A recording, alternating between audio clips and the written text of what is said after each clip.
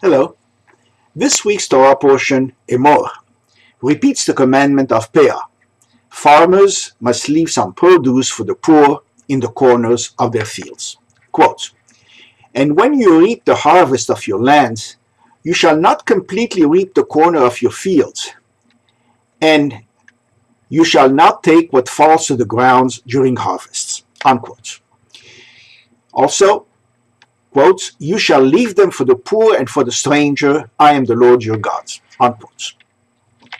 This seems clear enough.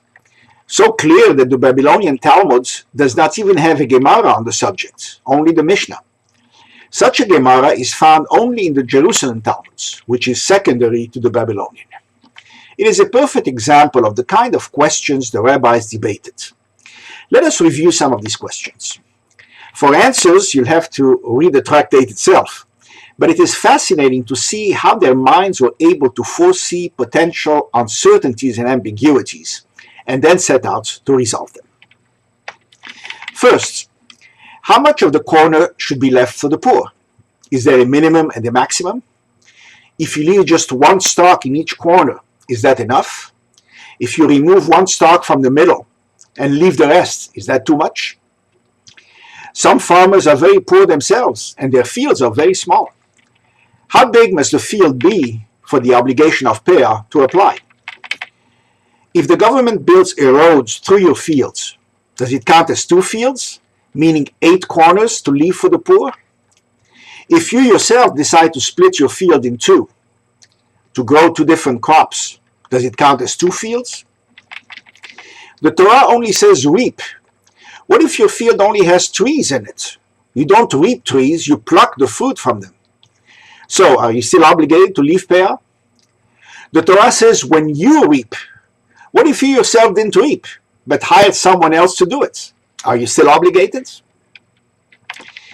The Torah implies that the poor harvest their own Peah. What if the produce is on top of trees? It is dangerous for the average poor to go up themselves. Must the owner have it done professionally for them at his own cost? If bandits harvest your field and steal a large part of your crop, are you still obligated to leave Peah? If you sell your field before harvest, who must give Peah, you or the new owner? If you own the land but rent it to someone else who farms it, who's obligated, you or the renter? If several people own or lease the fields, what is their individual obligation?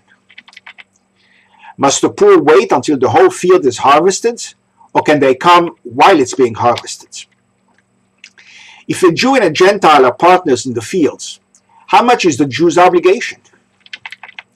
Are people who are not poor allowed to collect Peah to give to the poor? If the owner of the field is now Jewish, but converts to Judaism during harvests, what is his obligation? If the poor don't take some of the produce, perhaps because it is of low quality or too far from them, who does it legally belong to? The owner? Should it be left for animals to scavenge? The Talmud recounts a relevant anecdote. Quote, Rabbi Yochanan said, "When I was young, I used to eat the peaches the owners left on the trees because they weren't good enough to harvest. These peaches were better than the prime peaches I eat in my old age today. The world sure has changed." Unquote. Apparently, even back then, they used to say, they just don't make them like they used to. But some commentators say it refers to the degradation of the quality of the land after the wars with Rome. Tractate Peah also contains teachings on the importance of avoiding Lashon Hara, the evil tongue, the practice of spreading damaging gossip about other people. It begins as follows, quote, "These are the things for which no definite quantity is prescribed: the corners of the field for Peah, first fruits, the offerings brought on appearing before the Lord at the 3 pilgrim festivals, the practice of loving kindness, and the study of the Torah. The following are the things for which a man enjoys the fruits in this world, while the principle remains for him in the world to come: honoring father and mother, performing acts of kindness, and bringing peace between a man and his fellow. But the study of Torah is equal to them all." Unquote.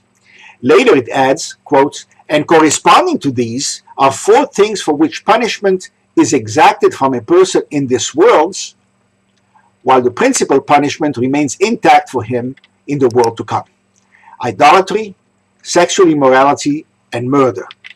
And Lashon Hara, the evil tongue, is equal to them all. The tractate gives examples warning against even hinted Lashon Hara.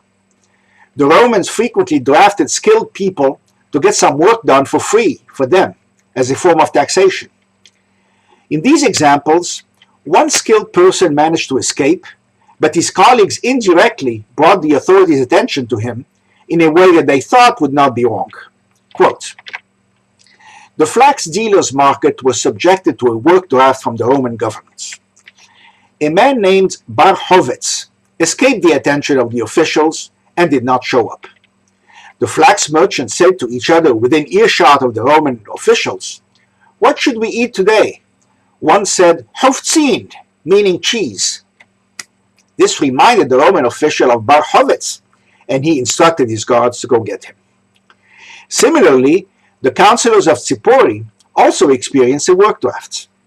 A man named Yohanan did not go, no relation to the famous Rabbi Yohanan. One worker said to another, 'Rabbi Yohanan is sick. Should we go visit him today?' The officials heard and realized Yohanan was missing, and they instructed their guards to go get him." Unquote. The lesson: even an indirect reference is evil, when it is clear it was made to cause harm to someone. Shabbat Shalom.